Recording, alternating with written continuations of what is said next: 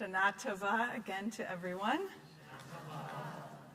It's so great to have all of you here in the sanctuary and all of you at home.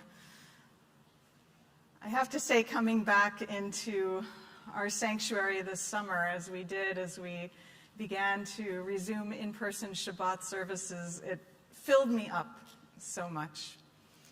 And one thing that I mentioned in a Shabbat service a couple weeks ago was that I found something in my basement at home. I found a letter, I wouldn't even call it a letter, a note I found that I had written to myself in the summer of 2020. It was a little note. This is actually the letter. It's very short. It was in the camping box where we keep all of our camping equipment for our annual summer family trip to remind me of things that I might need for the next year.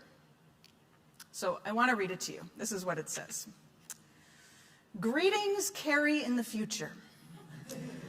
Please note, some of Greg's, my husband's, camping equipment may be in his archaeology bag.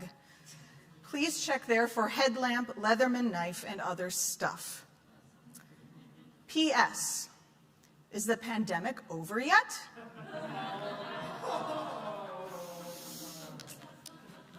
I think it was sort of cute and funny when I wrote it last summer, but it was kind of a gut punch.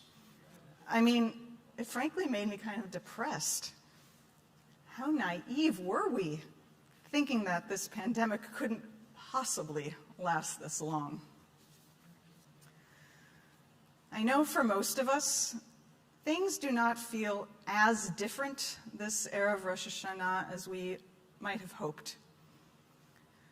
Many of you are participating right now from your computer, television, or phone precisely because this pandemic is not yet in our rearview mirror. Phase 4 of normal life in British Columbia was supposed to start tomorrow. I know they planned it for Rosh Hashanah. Thank you, Dr. Henry. But with that awareness of where we stand today, I know comes some tough feelings. There are plenty of reasons right now to feel exhausted and troubled by brushes of despair. And not just COVID. Like Rabbi Dan mentioned earlier, we have been faced with so much. With the climate change-induced heat waves and devastating fires in the interior, the horrible discovery of children's graves at the residential schools, and the desperate situation in Afghanistan. I promise my drosh tonight is not to put you in a dark place. But I want to acknowledge, like Drew said, many of us struggle to find hope. You are not alone as a human being. You are not alone as a Jew. Yet thankfully, we have a toolbox at our disposal of millennia of Jewish tradition and experience to help us navigate these Rosh Hashanah blues. Because hope is the gift that is the inheritance of each and every Jew, and a blessing that can help us as we traverse our world today. Now, hope is not Pollyannish ignorance. It's not unrealistic optimism. Hope is a way of living with the realities of the present, with an eye to a better future. Rabbi Jonathan Sacks of blessed memory wrote, "One of the most important distinctions I have ever learned in the course of reflection of Jewish history is the difference between optimism and hope. Optimism," he writes, "is the belief that things will get better. Hope is the belief that together we could make things better. Optimism, says Rabbi Sacks, is a passive virtue. Hope is an active one. It takes no courage to be an optimist, but it takes a great deal of courage to have hope. Knowing what we do of our past, no Jew can be an optimist.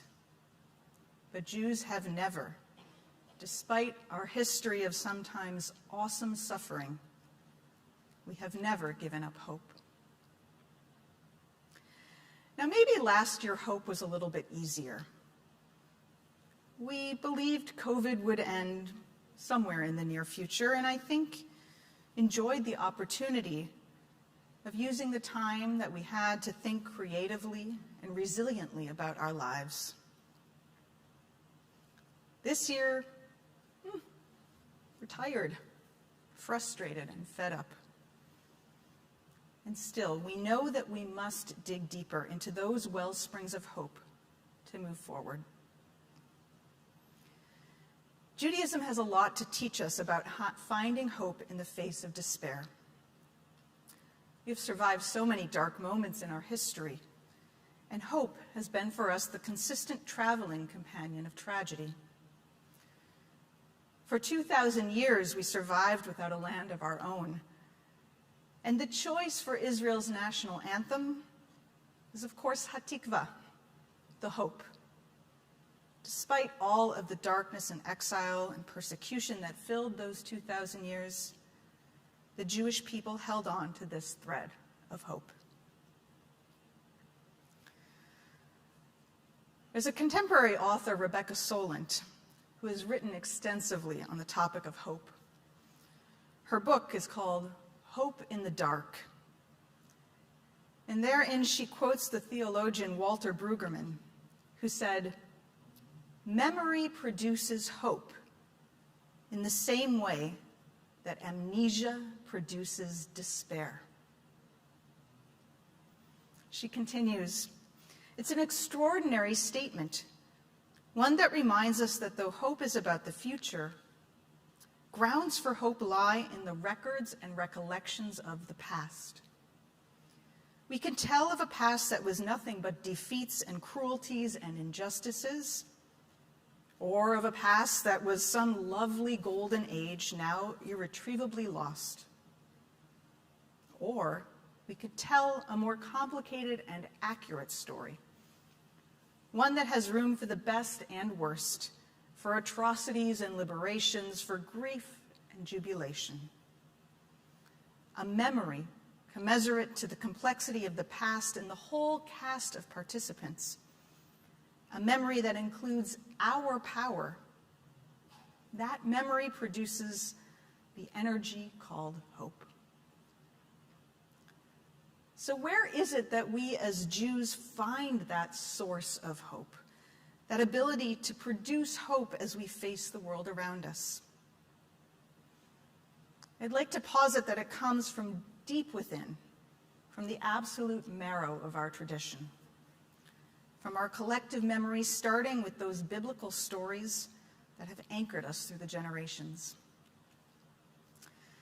Interestingly, the very first mention of that word tikva, of hope, in the Tanakh, in the Hebrew Bible, comes in a story and in a way that we might not expect. It's a story of a Canaanite woman named Rachav. As the Israelites were preparing in the book of Joshua to enter the land of Israel, Joshua sent in 2 spies to scout the land. And the scouts arrived at the house of this woman, Rachav, and they stay there. Now, as you might imagine, the word gets out that these Israelite spies are there in the land of Canaan, and the Canaanites are not so happy. They plan to attack. And in that moment, Rachav, the Canaanite, becomes the heroine of the story as she vows to protect these 2 Israelites. So as a reward, the scouts promise that when the Israelite army will invade Canaan, that they will return the favor and protect Rachav, her and her family. And that in order to protect her, they give her something. They give her a tikva. It's a scarlet thread, a thread to hang from her window.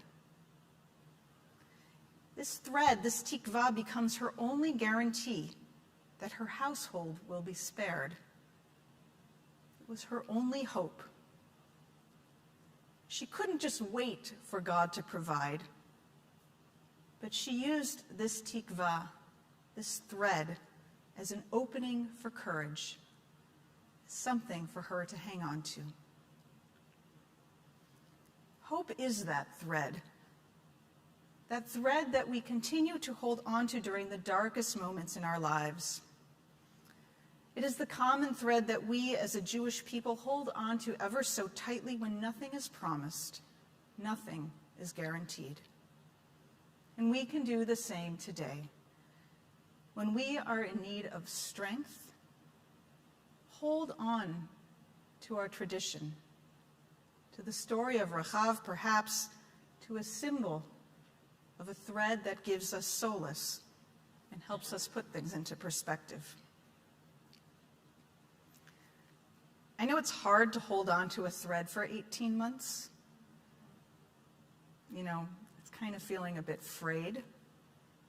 So, I want to give us one other interpretation of the word tikva that might help us over such a long stretch of time. In this form of tikva, we find the support of faith and the support of community.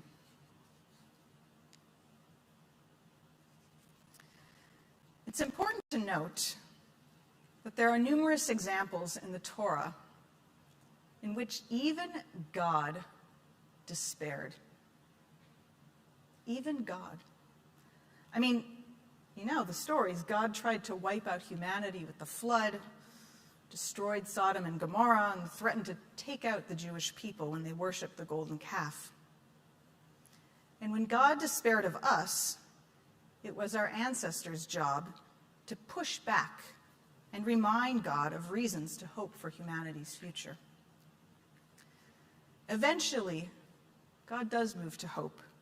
God moves from despair to hope and receives the moniker Mikveh Yisrael, the hope of Israel.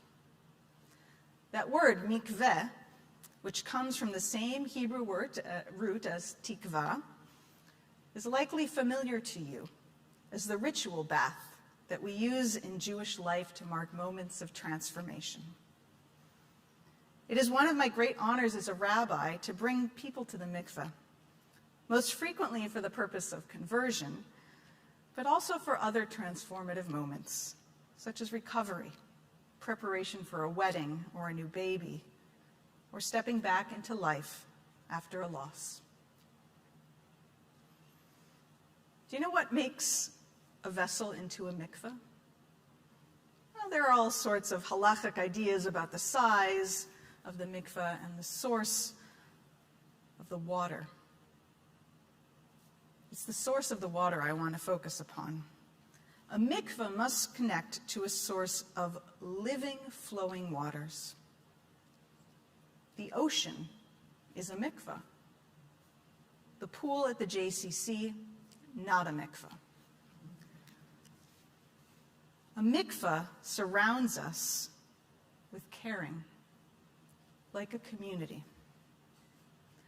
The cruelest trick that hopelessness plays on us is to convince us of the utter loneliness of our situation. To love and to lose, to grieve, to despair. These are all universal human experiences. But hope is more than a crimson cord keeping us from the abyss. Hope is a mikveh. It is a total embrace, promising you are not alone. Whether you are sitting here in this sanctuary or joining us at home through the modern wonders of technology, you are part of a community that surrounds you with a mikveh of hope. You are that mikveh of hope. Even when we feel desperate and desolate, we belong to a living, thriving community, a community charged through acts of loving kindness to bring hope to the lonely. And we have, each of us, a role to play in creating those waters of community. We have found so many ways to be that mikvah, that community of hope for others. I invite you, when you are feeling exhausted or stuck, to think about the ways in which you helped your community this past 18 months, how you were supported by this community, and just how powerful that felt. We cooked for each other, ran errands, drove people to vaccination appointments, checked in with one another on the phone, took walks, engaged with students on Zoom, taught a friend a new recipe, learned to smile with our eyes. Every single one of these points of connection, given or received, creates the wellspring of hope, that mikvah that sustains us and will continue as we move forward into this new year. Acting on hope does not always mean the situation will change, but the benefits with living with hope are profound. One of my favorite stories that I want to conclude with this evening is that of Rabbi Hugo Gryn, a well-known British rabbi in the Reform movement. Rabbi Gryn was born in Czechoslovakia, and as a young boy, his family was sent to Auschwitz. For a while, he and his father shared a barrack. One midwinter evening, one of the inmates reminded them that it was the first night of Hanukkah.